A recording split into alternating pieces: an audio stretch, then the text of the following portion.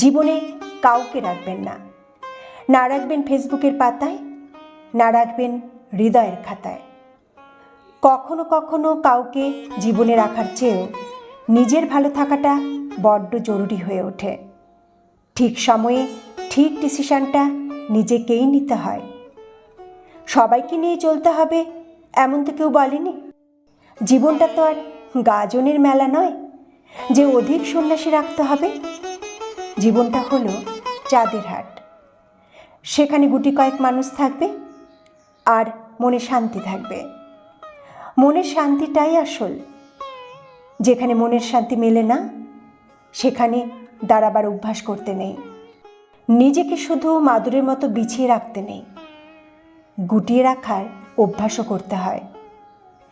গুটিয়ে রাখার অভ্যাস মানে নিজেকে যত্ন নেওয়া, আর নিজেকে যত্ন না নিলে কোনো কিছুই টেকে না।